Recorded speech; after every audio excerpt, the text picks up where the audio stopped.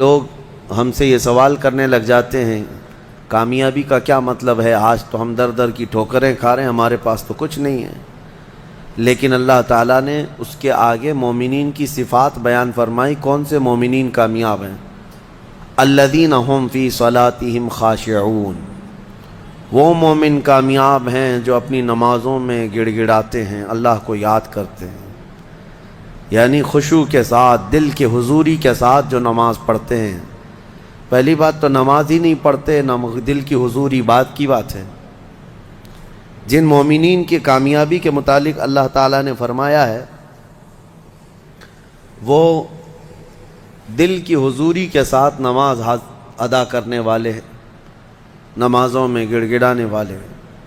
والذین هم عن اللغو معرضون، اور وہ مومنین کامیاب ہیں جو فحش چیزوں سے محفوظ رہتے ہیں، فحش بدکاریوں سے، نہ وہ بری بات بولتے ہیں نہ برے کام کرتے ہیں، ان کی کامیابی کی اللہ ضمانت دے رہا ہے۔ اور جو چوری میں، ڈکیتی میں، زنا میں ملوث ہیں، ان کا کیا اس سے تعلق ہے کامیابی سے؟ والذین هم للزکاة فاعلون، اور جو زکوٰۃ مکمل طور پر دیتے ہیں وہ مومنین کامیاب ہیں۔ 5ویں نمبر پہ والذین هم لفروجہم حافظون، اور وہ مومنین کامیاب ہیں جو اپنی شرمگاہوں کی حفاظت کرتے ہیں۔ اللہ تبارک و تعالیٰ نے یہاں پر جن مومنین کی کیٹیگری بیان کی ہے اس میں اگر ہم فٹ بیٹھتے ہیں تو پھر سوال بھی کریں آپ کہ ہماری کامیابی کہاں ہے، اور نہیں ہے تو پھر اس کی اصلاح کریں۔ نمازوں میں کہیں کمی ہوگی، یا لغویات میں ہوں گے، یا زکوٰۃ میں کم ہوں گے، یا پھر جو ہے اپنی حفاظت میں کمی ہوگی، کہیں نہ کہیں کوئی کمی ہوگی، ورنہ رب تبارک و تعالیٰ کا وعدہ برحق ہے کہ اللہ تعالیٰ نے جب قرآن میں کوئی چیز فرمایا کہ وہ کامیاب ہے تو کامیاب ہو کے رہے گا۔ اللہ کریم ہمیں ان اعلیٰ صفات والے مومنین میں شامل فرمائے۔ سورۃ المؤمنون میں اللہ تعالیٰ نے اور بھی دیگر ہمارے لیے احکام بیان فرمائے ہیں۔ اس میں اخیر میں اللہ تبارک و تعالیٰ اس کی آخری جو آیتیں ہیں وہ بڑی ہی ہمارے لیے درس والی ہیں اور ایک جھنجھوڑنے والی آیتیں ہیں۔ اللہ فرماتا ہے افحسبتم انما خلقناکم عبثا وانکم الینا لا ترجعون، کیا تم یہ سوچ کر کے بیٹھے ہو کہ تم کو ہم نے بیکار میں پیدا کیا اور تم ہماری طرف نہیں لوٹائے جاؤ گے؟ یہ اللہ تعالیٰ کا سوال ہے۔ تم یہ سوچ کر کے بیٹھے ہو کہ تم کو ایسی فالتو پیدا کیا گیا، بیکار میں پیدا کیا گیا؟ نہیں، تمہارا ایک بہت بڑا مقصد ہے پیدا کرنے کا۔ اللہ تعالیٰ نے ایک مچھر بھی دنیا میں بغیر کسی مقصد کے نہیں پیدا کیا، ہر ایک کی غرض ہے۔ ہمیں بھی جو پیدا کیا گیا ہماری ایک غرض ہے، وہ کیا ہے؟ اللہ نے خود قرآن میں فرمایا وما خلقت الجن والانس الا لیعبدون، میں نے جنات اور انسانوں کو صرف اس لیے پیدا کیا کہ وہ میری عبادت کریں۔ اللہ کی عبادت کرنا یہ انسان کی تخلیق کا مقصد ہے، اور جو انسان اپنے اصلی مقصد کو بھول گیا پھر وہ انسانیت سے بھی ہٹ گیا ہے، انسانیت سے بھی ہٹ گیا ہے۔ ایک عجیب و غریب بات ہے، جس نے پیدا کیا تمہیں اس کو انسان نہیں پہچان پا رہا آج، اور اسی کی عبادت نہ کر پا رہا ہو، تو پھر اب کس کا ہو سکتا ہے؟ یہ کس کا ہو سکتا ہے؟ اسی لیے شیخ سعدی رحمۃ اللہ تعالیٰ علیہ سے منسوب ایک بات ہے، آپ نے فرمایا جو نمازیں نہیں پڑھتا، جو اللہ کی عبادت نہیں کرتا، اس کو قرضہ بھی مت دو، قرض بھی مت دو۔ کہا کیوں؟ قرض سے اس کا کیا تعلق؟ کہا جو اللہ کا قرض نہیں ادا کر رہا وہ تمہارا کیا ادا کرے گا؟ قرض نہیں بلکہ اللہ کا فرض ہے، جو اللہ کا فرض نہیں ادا کر پا رہا ہو جبکہ وہ اس کا خالق ہے، تمہارے سے کیا تعلق ہے؟ انسانوں کا زیادہ سے زیادہ چند دنوں تک دوستی ہو سکتی ہے، یا رشتے بھی ہیں تو سانس تک، اس کے بعد کہاں تعلق ہے تمہارے؟ قیامت کے دن تو ماں بیٹے کو نہیں پہچانتی، بیٹا باپ کو نہیں پہچانتا، لیکن بندے اور خالق کا رشتہ تو ہمیشہ سے ہے اور ہمیشہ رہنے والا ہے۔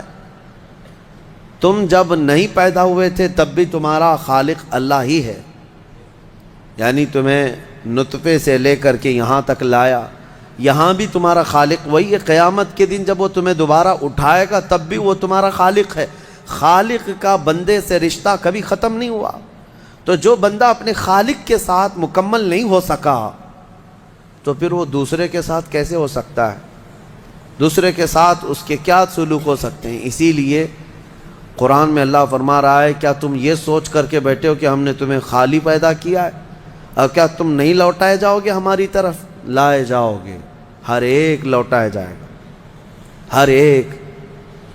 ابھی چند دنوں پہلے کی ایک بات ہے، ایک چھوٹا سا رسالہ، ایک لٹریچر جو گوتم بدھ کی عبادت کرتے ہیں ان لوگوں کی طرف سے تھا کہ دنیا کا ایک بہت اعلیٰ ذہن کا انسان تھا، اس نے بہترین تعلیمات دی تھی۔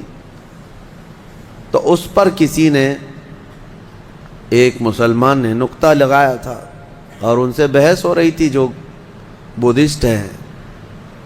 وہ یہی کہہ رہے تھے کہ آپ بدھا کی جو عبادت کرتے ہیں کیوں کرتے ہیں؟ کہا کہ وہ مہان آدمی ہے، مہان انسان ہے، مہان آدمی تھا، بڑے اچھے اخلاق تھے، بڑی اچھی تعلیمات دنیا کو دی۔ تو پھر پوچھنے والے نے پوچھا کہ وہ کہاں ہیں؟ کہا وہ تو چلے گئے۔ کب؟ کہا برسوں ہو گئے، 2500 سال پہلے تو انتقال ہو گیا، مر گئے۔ کہا آئے تھے اور چلے گئے۔ تو پوچھنے والے نے پوچھا تو یہ تو بڑے کمال کی بات نہیں، پھر ان کو لایا کون تھا اور واپس دنیا سے لے کے کون گیا؟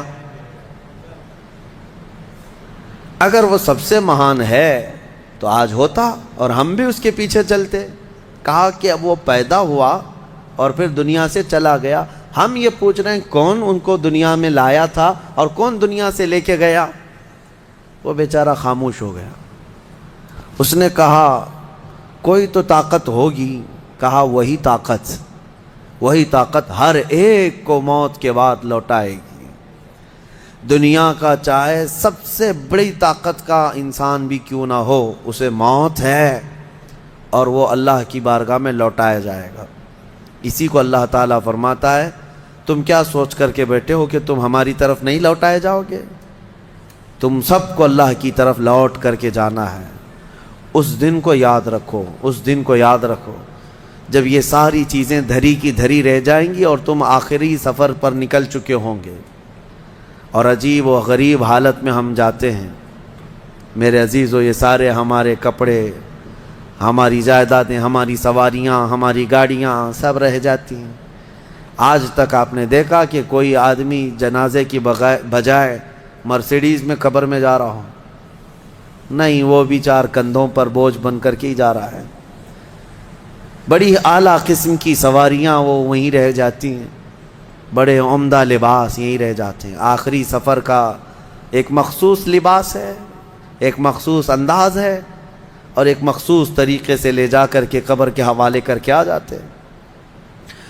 اور اسی کو فرمایا گیا ہے کہ جس کو یہ اپنا آخری سفر یاد ہوگا اسے یہ بھی یاد ہوگا کہ میں یہاں کیوں آیا ہوں۔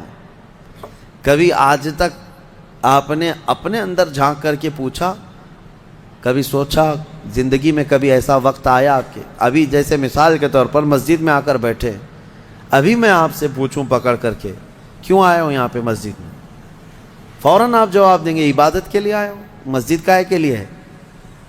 عشاء کا وقت ہو رہا تھا، نماز پڑھنے کے لیے آیا، یا محفل چل رہی تھی محفل میں آ گیا۔ یہ تو تمہارا مقصد ہے، ہر کام کا تمہارا مقصد ہوتا ہے۔ کبھی یہ سوچا میں دنیا میں کیوں آیا، پوری دنیا میں کیوں آیا؟ جس نے اس سوال کا جواب حاصل کر لیا وہ معرفت کو پہنچ گیا۔ جو صحیح طریقے سے اس جواب کو پہنچ گیا وہ اللہ کی معرفت حاصل